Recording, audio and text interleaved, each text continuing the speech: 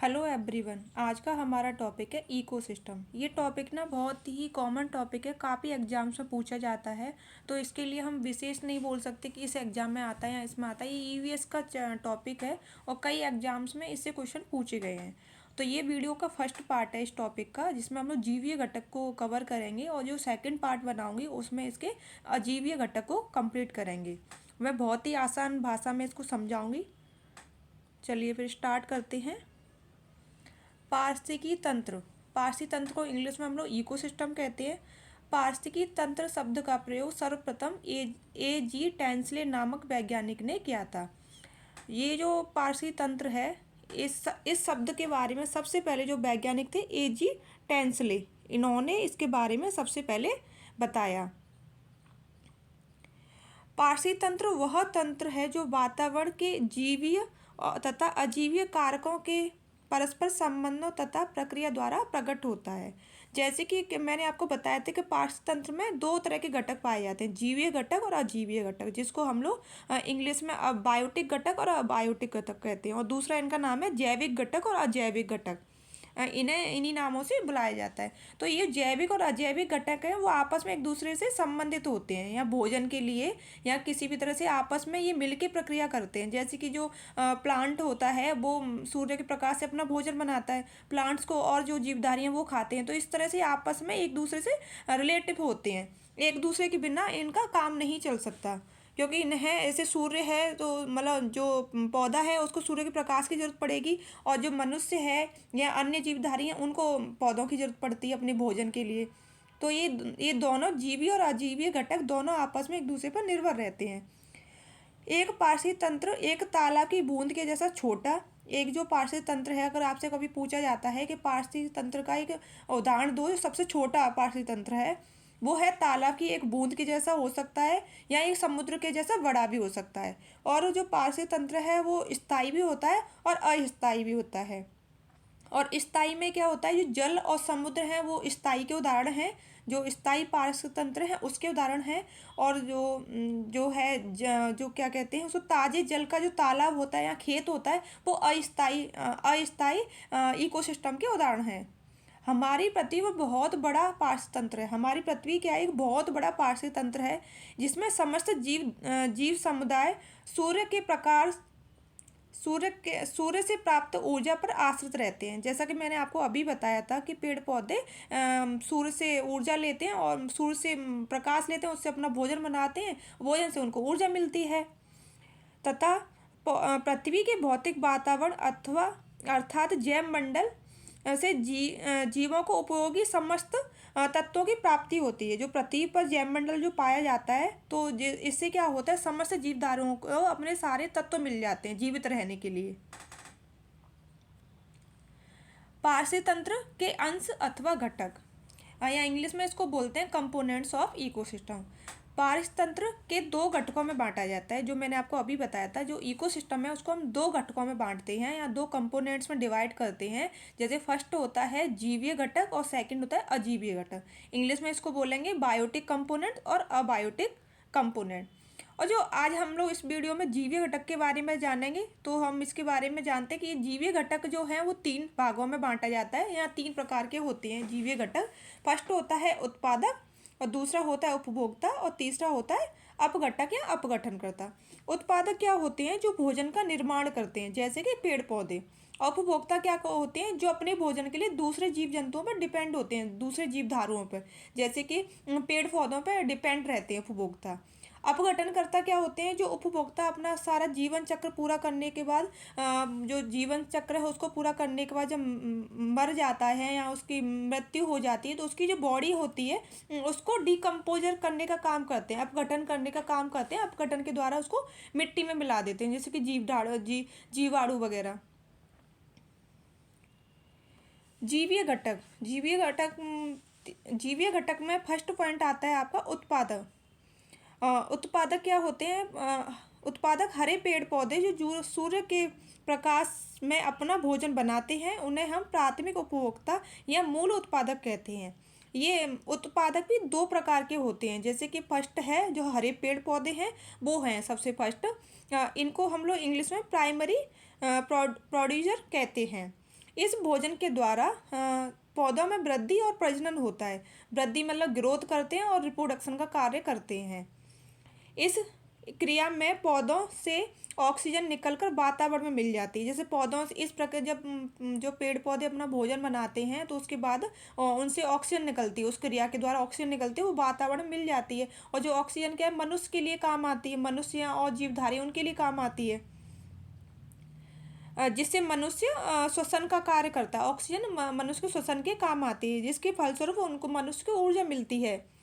लेकिन जंतु हैं वो भी एक द्वितीयक उत्पादक होते हैं। जंतुओं को भी हम उत्पादक बोलते हैं, क्योंकि बहुत सारे जीवधारी हैं जो पेड़ पौधों को भी खाते हैं और मनुष्य जंतुओं को भी खाते हैं। तो इसलिए जंतु भी एक उत्पादक के रूप में कार्य करते हैं, लेकिन ये सेकेंडरी होते हैं।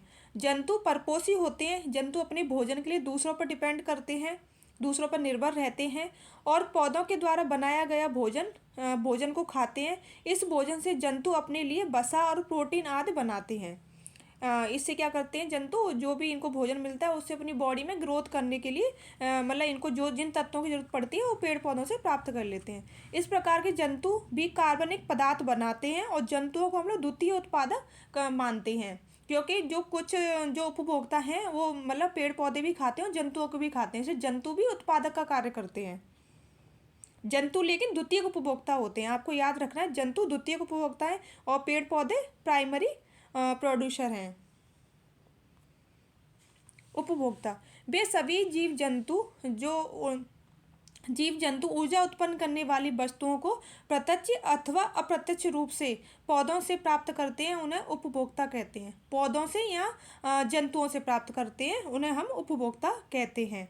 चाहे प्रत्यक्ष या अप्रत्यक्ष का मतलब होता है डायरेक्ट या इनडायरेक्ट, किसी भी वे में अगर उन्हें ऊर्जा मतलब अपने शरीर में पैदा करने के लिए उनसे पौधों से और जंतुओं से किसी चीज़ को ले रहे हैं, प्रत्यक्ष या प्रत्यक्ष का मतलब डायरेक्ट या इनडायरेक्ट वे में, वो उपभोक्ता होते हैं। मतलब कहने का मतलब यह है कि उपभोक्ता अपने भोजन के लिए हमेशा दूसरों पर डिपेंड करते हैं, वो अपना भोजन स्वयं नहीं बनाते हैं, तो वो दूसरों पर निर्भर रहते हैं। लेकिन उपभोक्ता भी 3 प्रकार के होते हैं। एक होता है प्राथमिक उपभोक्ता, दूसरा होता है द्वितीयक उपभोक्ता और तीसरा होता है तृतीयक उपभोक्ता।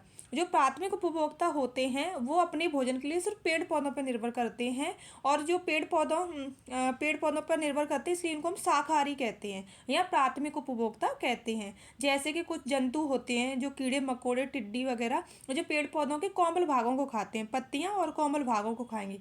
लेकिन दूसरे होते हैं गाय बकरी खरगोश, वो पेड़ पौधों के तने और पत्तियों को खाते हैं। जैसे आपको कभी कभी एग्जाम्पल देके पूछ लिया जाता है जो टिड्डी है वो किस प्रकार का उपभोक्ता है, इस तरह से क्वेश्चन पूछा जाता है। कभी किसी जीव का नाम लिख देते हैं, या बकरी है वो किस प्रकार की उपभोक्ता है।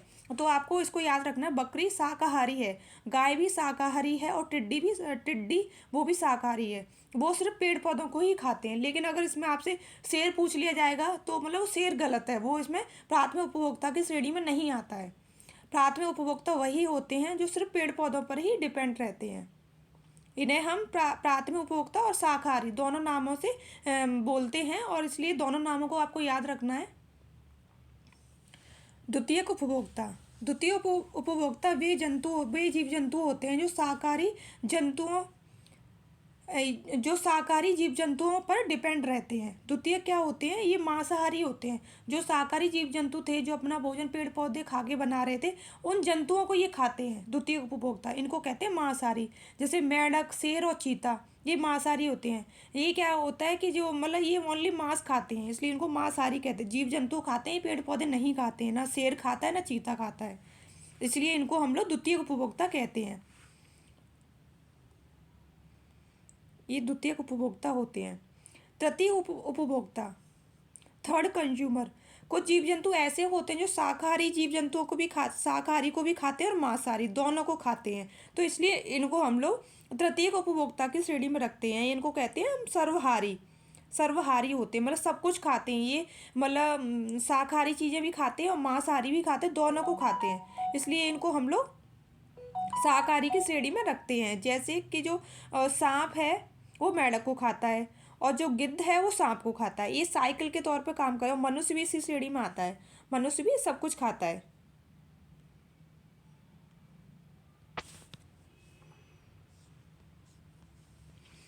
अब हमारा तीसरा पॉइंट आता है अपघटक या अपघटनकर्ता।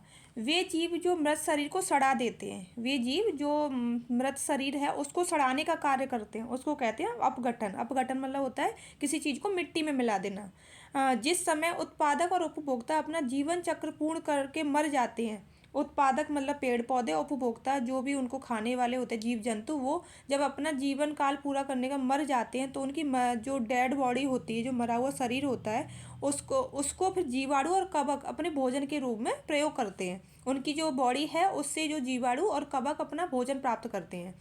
फिर यह जीवाणु और कवक मृत शरीर से जटिल कार्बनिक पदार्थों के रूप में ग्रहण करते हैं। जटिल कार्बनिक पदार्थों को साधारण भौतिक तत्वों में अपघटित कर देते हैं और फिर यह साधारण भौतिक तत्व वायुमंडल के द्वारा मृदा में मिल जाते हैं। इस अपघटनीय क्रिया में जो ऊर्जा निकलती है उसे अपघटक अपनी वृद्धि और प्रजनन में काम में लेते हैं। क्या होता है कि जो अपघटक होते हैं जीवाणु और मतलब कवक, पहले तो मृत शरीर को मिट्टी में मिला देते हैं, उसके बाद क्या होता है, मिलाने के बाद उनके शरीर को में कुछ रिएक्शन वगैरह होती है, उनसे जो ऊर्जा उत्पन्न होती है उनके शरीर से अपघटन करने के बाद, और उस ऊर्जा से अपने अपने लिए वृद्धि और प्रजनन के काम में लेते हैं। वृद्धि होता है अपने शरीर की ग्रोथ करना, प्रजनन मतलब होता है रिप्रोडक्शन करना, अपने जैसी और प्रजातियाँ तैयार करना। उपभोक्ता और भोजन के लिए उत्पादकों पर निर्भर रहते हैं। उत्पादक भोजन तथा अपघटन खाद्य कड़ी द्वारा परस्पर एक दूसरे से जुड़े रहते हैं। ये जो तीनों चीज़ें हैं, तीनों जो कंपोनेंट्स होते हैं, जो उत्पादक, उपभोक्ता और अपघटक या अपघटनकर्ता, ये तीनों आपस में एक दूसरे पर डिपेंड रहते हैं। ये पूरा एक साइकिल के तौर पर कार्य करते हैं। अभी मैं एक डायग्राम में आपको समझाऊंगी।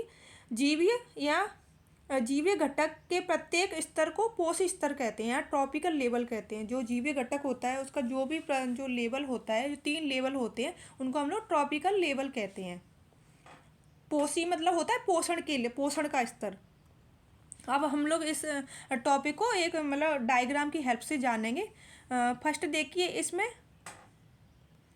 ये देखिए एक प्लांट है, ये प्लांट है, ये सूर्य के प्रकाश से अपना भोजन बना रहा है। ये प्लांट, ये हो गया प्राथमिक उपभोक्ता।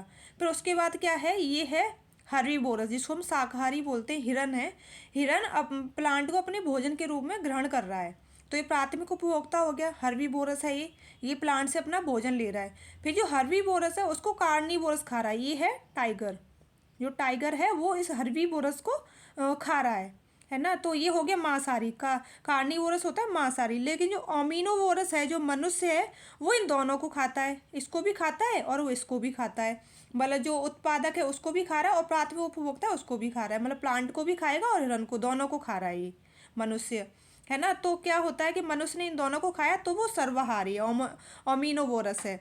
अब क्या होता है, जब मनुष्य की मृत्यु हो जाती है तो इसके ऊपर कुछ कवक और बैक्टीरिया अटैक कर देते हैं इसकी बॉडी पर। फिर इसकी बॉडी को वो मतलब अपघटन करके मिट्टी में मिला देते हैं। ये बॉडी इसकी मिट्टी में मिल गई और मिट्टी के बाद क्या होता है, मिट्टी में फिर से प्लांट हो गया। तो ये पूरा ये साइकिल की तरह कार्य करता है। तो इसमें पूरे चैप्टर का तात्पर्य यह होता है कि सारे कंपोनेंट्स आपस में किसी न प्रकार से एक दूसरे रिलेटिव रखते हैं और एक किसी न किसी प्रकार से एक दूसरे के ऊपर डिपेंड रहते हैं। Thank you so much watching this video. अगर आपको वीडियो पसंद आता है तो वीडियो को लाइक करें एंड शेयर करें और चैनल को सब्सक्राइब करें।